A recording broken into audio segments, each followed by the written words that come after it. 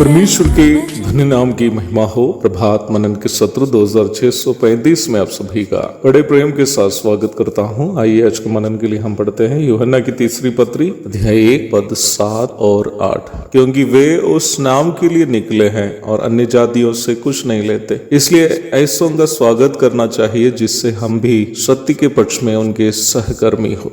कुछ साल के पहले की घटना है। अमेरिका के एक विख्यात प्रचारक जो दुनिया भर में शंघाई सभा आदि का आयोजन करता है, मुझसे संपर्क किया। उनका नाम मैं यहाँ कहना नहीं चाहता क्योंकि मुझे वो उचित नहीं लग रहा। कटिहार में हमारी कलीसिया के द्वारा आयोजित कुछ कैंप और कॉन्फ्रेंस के बारे में सूचना मिलने के कारण उन्होंने मुझसे संपर्क किया था। उनकी मांग मुझसे ये थी कि भारत के अलग अलग शहरों में उनके सभाओं का आयोजन करने के लिए मैं उनकी मदद करे, और पहला प्रोग्राम के लिए मुझे उन्होंने 30 लाख रुपये देने का वायदा किया था। मैंने जवाब स्वरूप उनको इस बात के लिए सबसे पहले धन्यवाद दिया कि उन्होंने मुझसे संपर्क किया। उसके पश्चात विनम्रता पूर्व उनसे ये कहा कि मैं जिस उपदेश पर चलता हूँ और जिस उपदेश का मैं प्रचार करता हूँ वो उनके सिद्धांत के साथ, उपदेश के साथ मेल नहीं खाता, इसलिए मुझे इस कार्य के लिए नहीं चुना जाए। मैंने इस प्रकार उस कार्य से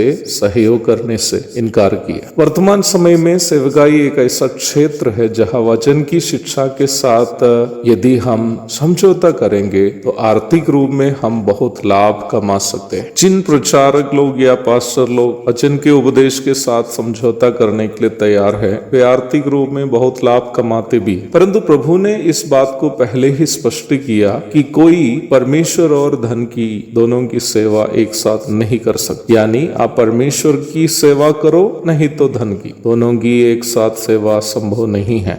लूका 16:13। यहाँ प्रेरित यूहन्ना गायुस की इस बात के लिए प्रशंसा कर रहा है कि उन्होंने वचन की सही शिक्षा पर चलने वाले और उसका प्रचार करने वाले कुछ भाई होंगे जो प्रचार करने वाले हैं, अपने घर में स्वागत किए और उनकी सेवा सत्कार किए। यूहन्ना यह समझा रहा है कि ऐसे लोगों का जो वचन के सत्य पर अथवा सही शिक्षा पर चलने वाले और उसका प्रचार करने वाले हैं, उनका समर्थन क्यों करें।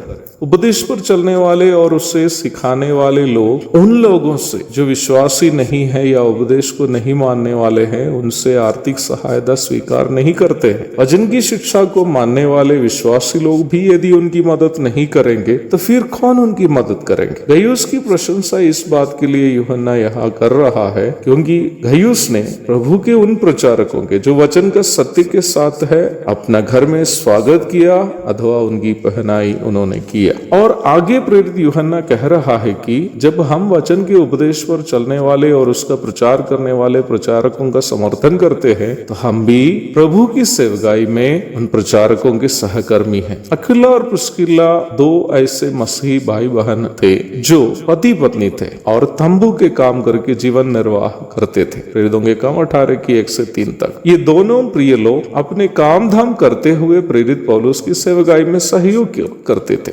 पौलुस के लगभग सभी पत्र में आप इन दोनों के नाम देख सकते हैं। अक्विला का परिवार एक मिशनरी परिवार नहीं था, उसके बावजूद भी रोमी 16:3 में प्रेरित पौलुस उन दोनों के बारे में इस प्रकार लिखता है, प्रिस्का और अक्विला को जो मसीह यीशु में मेरे सहकर्मी है, नमस्कार। हाँ प्यारो, वचन की सही शिक्षा पर चलते हुए उसका प्रचार करने वाले प्रभु के दासों की सेवा सत्कार और उनका समर्थन जब हम करते हैं तो हम भी उनकी सेवकाई में सहकर्मी हैं। और मत्ती 10:41 में प्रभु भी कहता है, जो भविष्यद्वक्ता को भविष्यद्वक्ता जानकर ग्रहण करे वो भविष्यद्वक्ता का बदला पाएगा, और जो धर्मी को धर्मी जानकर ग्रहण करे वह धर्मी का बदला पाएगा। एक और शुभ दिन की धन्य कामनाओं के साथ आज का मनन में समाप्त करता हूँ। प्रभु आप सबको आशीष दे। आमीन।